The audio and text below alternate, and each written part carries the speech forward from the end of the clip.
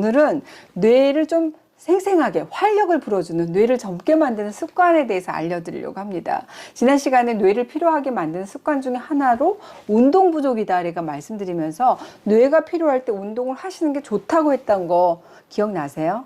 다시 한번 복습할게요. 운동은 뇌 혈류량을 증가시키기 때문에 뇌 피로를 줄이는 데 도움 주고, 또 뇌세포에 적당한 자극을 주는 역할을 해서 우리가 운동할 때 근육에서 나오는 마이오카인이란 물질이 몸속에 있는 염증을 없애주는 역할을 하기 때문에 뇌 피로를 확 줄일 수 있다는 말씀 드렸습니다. 그래서 하루에 많이 운동하는 게 아니라 한 15분에서 20분 정도 간단한 스트레칭 하는 것만으로도 마이오카인이 배출되기 시작한다라고 말씀드렸는데, 에게 뭐 걷는 게 얼마나 뇌에 도움이 되겠어라고 하시는 분들 계실 겁니다. 그래서 제가 오늘 몇 가지 예를 한번 들어볼까요?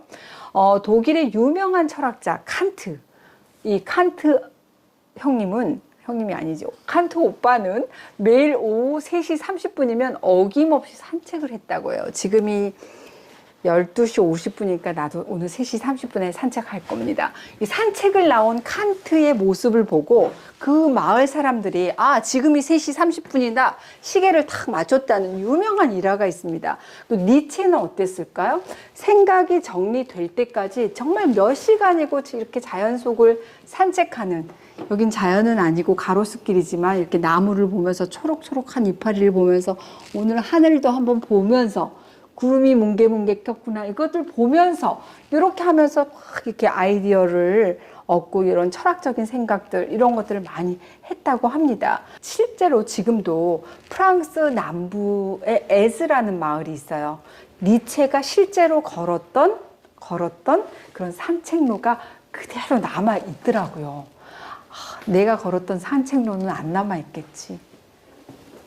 아인슈타인은 평소에 2.4km의 거리를 걷는 습관이 있었는데, 그 유명한 상대성 이론도 바로 이 산책을 하다가 생각해낸 거라고 합니다. 그뿐만이 아니죠. 이 톨스토이와 해밍웨이는 이 산책하는 것도 모자라서 방안을 계속 걸어 다녔대요. 방안도 걸어 다녀서 원고를 쓰고 이런 걸로 굉장히 유명합니다. 지금 막 상상이 들어요. 방안을 막 걸어 다니면서 원고를 쓰고, 나도 방안을 걸어 다니면서 유튜브를 해야 되겠다. 그러니까 위대한 업적을 일궈낸 위인들과 산책에 얽힌 이야기를 잠깐 떠오르는 것만 얘기해봐도 정말 이렇게 많잖아요.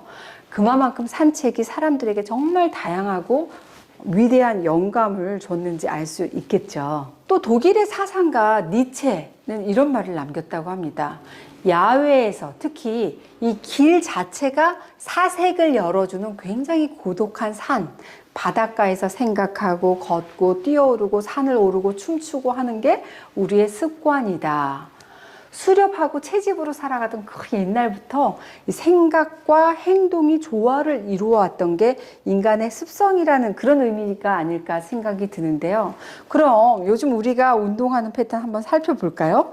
여러분 헬스클럽에서 운동하실 때 어떠세요? 눈은 TV에 고정돼 있고 팔다리는 기계적으로 움직입니다. 그럼 요즘 한강 나가보면 핸드폰 보면서 산책하시는 분들 정말 많으세요.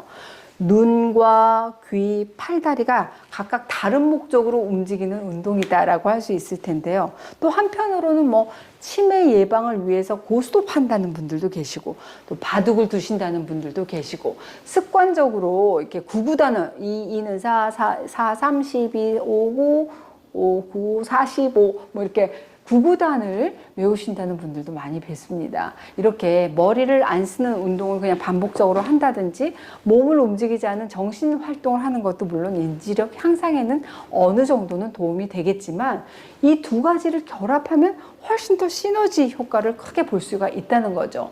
행동과 생각이 조화를 이루는 운동, 그러니까 사색을 위한 산책이 많은 사람에게 영감을 줬던 것처럼 우리의 운동도 이 행동과 생각이 조화를 이루는 방향으로 이루어지는 게 참 중요하다는 생각을 요즘 많이 해요. 어떤 기사에서 흥미로운 연구를 본 기억이 나거든요. 3개월간 고정된 자전거를 계속 타는 운동을 했을 때 그게 인지력에 미치는 영향을 보는 연구였는데, 그냥 자전거를 탄 사람들보다 가상 투어를 체험한 그룹이 훨씬 효과가 컸고요. 또 자전거를 타면서 비디오 게임을 할 경우에 가상 투어를 할 때보다 훨씬 더 효과가 크다는 연구 결과였습니다. 몸과 머리가 함께 움직일 때, 그럴 때 비로소 이 뇌기능 향상에 더 효과가 커진다는 그런 의미입니다. 머리와 몸이 함께하는 그런 운동법으로 우리의 뇌를 정말 영하게 만들어 보면 어떨까요? 제가 우리 일상에서 쉽게 실천할 수 있는 3가지 방법을 알려드리도록 하겠습니다. 치매 없이 뇌를 건강하게 만드는 습관, 첫 번째, 가보지 않은 곳을 산책하는 겁니다. 우리가 동네에서도 매일 걸어 다니던 길보다는 가보지 않은 낯선 길을 따라서 산책해 봅시다, 이런 말인데요. 모르는 곳을 계속 가다 보면 뇌에 새로운 지도가 계속 만들어지거든요. 가보지 않는 거리 곳곳을 걸어 다니면서 뇌를 충분히 자극시킬 수 있고, 또 빠른 걸음으로 한 15분 정도 걷다 보면 뇌의 혈류량이 증가해서 뇌 자극이 더 강해집니다. 운동 효과까지 덤으로 얻을 수 있어요. 제가 재미있는 얘기 또 하나 해드릴게요. 오늘 제 그 머리에서 이야기 보따리가 굉장히 나온 날입니다. 영국이란 나라, 택시 면허 따기가 굉장히 어렵기로 악명 높은 곳이잖아요. 런던에서 택시기사 면허증을 받으려면 한 25,000개의 도로, 그리고 중요한 지형의 위치를 직접 돌아다니면서 다 머릿속으로 외워야 하는데, 보통 이렇게 3년에서 4년 정도가 걸린다고 해요. 근데 이렇게 다 외운다고 하더라도 응시자의 한 30% 정도만 면허를 취득할 수 있는 그런 정도로 어렵다고 합니다. 인간 내비게이터가 돼서 출발지부터 도착지의 최단 경로를 찾고, 또 그 구간의 중요한 지형 지물의 어떤 이름을 실수 없이 계속 될 수 있어야지 시험에 통과한다는 그런 의미인가 보다. 와, 이건 진짜 장난 아닌데. 그런데 재밌는 거는 한 신경과학자가 영국의 택시 기사분들을 대상으로 연구를 했습니다. 그 영국의 택시 기사들이 보통 사람보다 공간 탐지를 담당하는 오른쪽 후방의 해마가 7%나 더 컸다는 사실을 밝혀냈어요. 또 놀라운 건 뭐냐면, 그 기사분의 경력이 오래될수록 해마의 크기가 점점 더 커졌다는 겁니다. 재밌죠?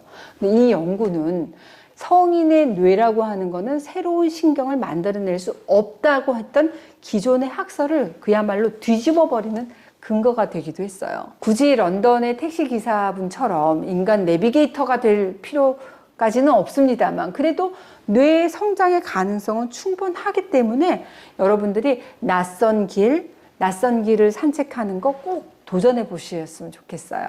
두 번째, 한 가지 운동만 하지 마시고요. 여러 가지 운동을 정말 골고루 꾸준히 하시는 겁니다.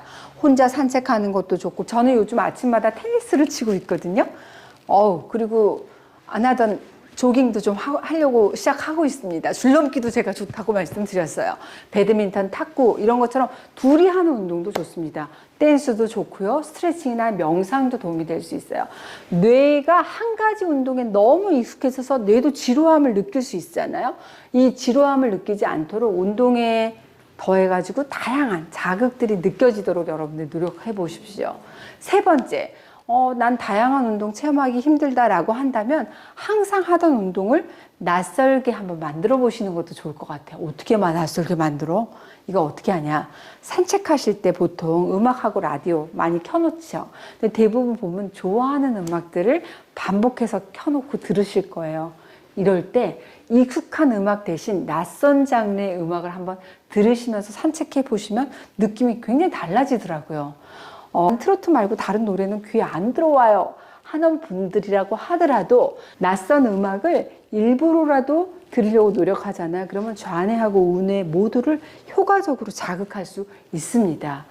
여러분들이 산책하는 길에 좀 낯선 노래를 몇 번만 이렇게 반복해 보시고, 이게 익숙해졌다 싶으시면 또 다른 장르의 음악에도 도전해 보시면 좋겠어요. 오늘은 제가 이 뇌를 젊어지게 만드는 3가지 습관 알려드렸습니다. 첫 번째 뭐라고? 지금 이렇게 하고 있어. 멍 때려. 뇌 피로가 지금 심합니다. 낯선 길 산책하기. 두 번째, 여러 가지 운동을 번갈아 가면서 뇌를 지루하지 않게 하는 거. 세 번째, 내가 익숙한 노래가 아니라 낯선 노래를 들으면서 산책하기입니다. 근데 정말 무엇보다도 중요한 건 내가 재밌고 내가 신나는 운동이어야 돼요. 하기 싫은 운동을 억지로 하게 되면 오히려 뇌의 피로가 더 쌓일 수 있잖아요.